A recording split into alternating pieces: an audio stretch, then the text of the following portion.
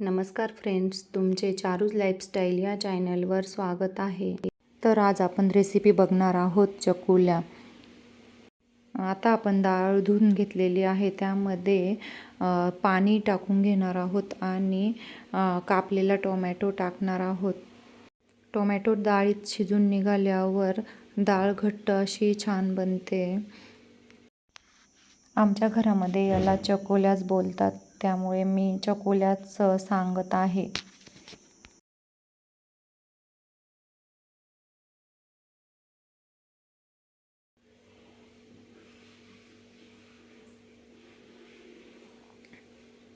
हळदही शिजायच्या वेळेस टाकल्यावर छान कलर येतो आणि थोडे जिरेही टाकून घेणार आहोत. हे आता आपण मिश्रण व्यवस्थित हलवून घेऊया आणि आता आपण हे कुकरला लावून देऊया.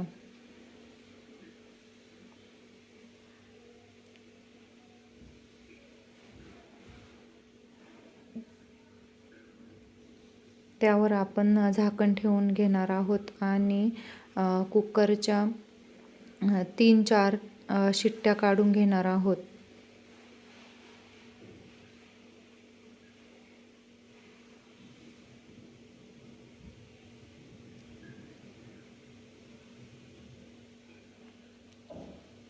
त्याच प्रकारे डाळ आपली शिजून झालेली आहे, कुकर गार झालेला आहे. आता आपण हे काढून घेऊया. व्हिडिओत दाखवल्याप्रमाणे डाळ किती व्यवस्थित शिजलेली आहे. व्हिडिओत दाखवल्याप्रमाणे आपण साहित्य घेतलेलं आहे आणि आपण कुकरमध्येच वरणाला फोडणी देणार आहोत, कारण की नंतर चकुल्या टाकल्यावर आपल्याला यातच सोपं जाईल फोडणी दिल्यावर. तर आता आपण 2 चमचे तेल टाकून घेतलेलं आहे. तेल व्यवस्थित तापलेलं आहे. त्यात आपण 1 चमचा मोहरी टाकून घेणार आहोत. त्यानंतर आपण जिरे टाकलेले आहे. त्यानंतर 3-4 लाल मिरची टाकलेली आहे. आलं आणि लसणाची पेस्ट टाकलेली आहे. हे सर्व छान परतून घ्यायचं आहे.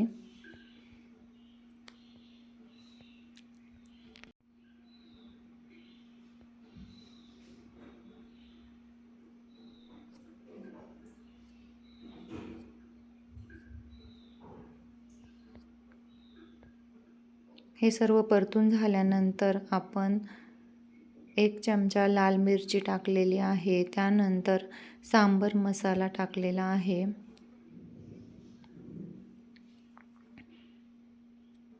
त्यानंतर थोडीशी हळद, चवीनुसार मीठ हे सर्व टाकून व्यवस्थित मिश्रण हलवून घ्यायचं आहे. त्यानंतर आपण जी उकडलेली डाळ घोटून त्याच्यामध्ये टाकायची आहे. व्हिडिओमध्ये बघा किती छान फोडणी बसते. त्यानंतर आपण चिंचेचे पाणी त्यात टाकणार आहोत आणि चवीनुसार गूळ टाकणार आहोत.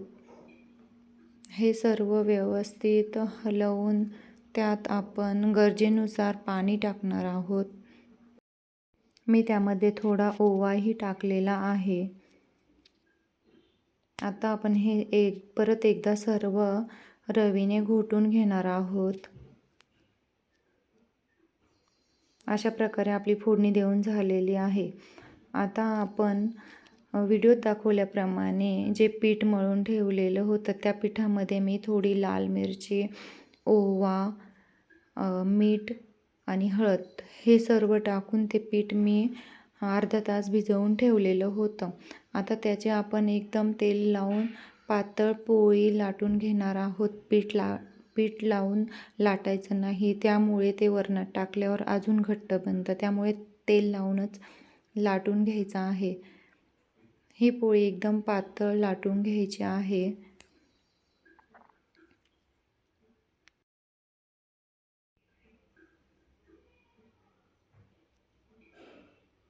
अशा प्रकारे आपली पोळी लाटून झालेली आहे.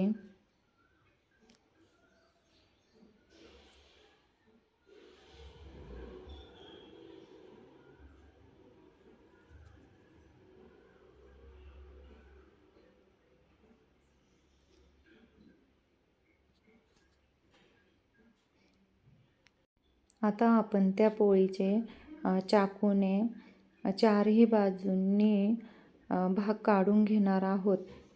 त्यामुळे आपण त्या पोळीला चांगले शंकरपाळीसारखे आकार देता येईल.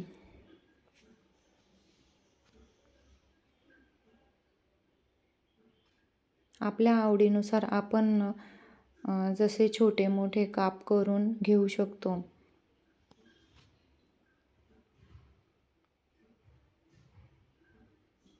मी हे शंकरपाळीसारखे काप करत आहे.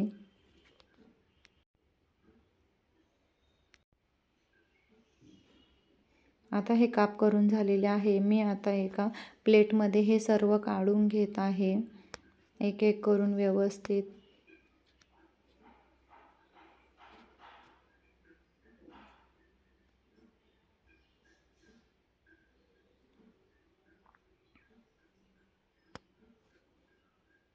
हे काप अशा प्रकारे न चिटकता व्यवस्थित एक एक करून काढून घेतलेले आहे. त्यामुळे ते वरणात टाकण्यात सोपे जातात. ही रेसिपी एकदम सोपी आणि झटपट होणारी आहे. तर मी हे पीठ थोडं गव्हाचं आणि थोडं त्यात डाळीचं पीठ टाकलेलं आहे. तुम्ही फक्त गव्हाच्या पिठाचेही हे करू शकतात.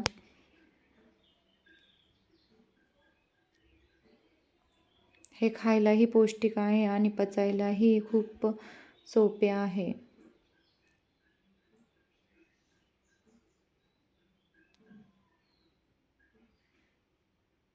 अशा प्रकारे मी एक एक सर्व त्यामध्ये टाकून घेतलेले आहे आणि उरलेल्या पिठाचेही अशाच प्रकारे लाटून आणि त्याचे काप करून घेतलेले आहे आणि सर्वही त्यात टाकून घेतलेलं आहे.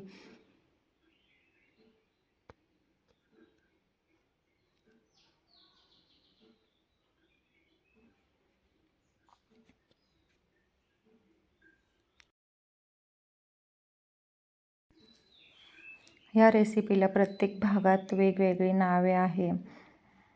आता आमच्याकडे तर त्याला चकुल्याच म्हणतात आणि त्याला डाळ ढोकळीही म्हणतात.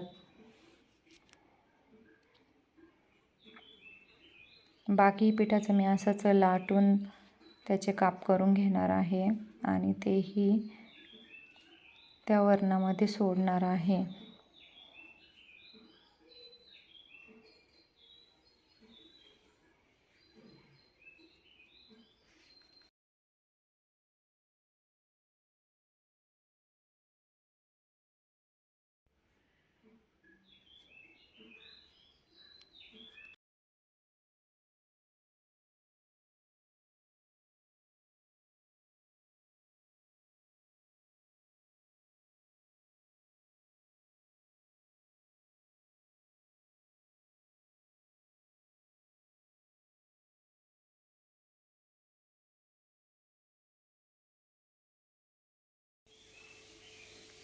आता आपलं सर्व करून झालेलं आहे आणि आपण त्यामध्ये थोडं अजून पाणी टाकून घेऊया. त्यामुळे त्या चकोल्या व्यवस्थित शिजतील आणि घट्टही होणार नाही.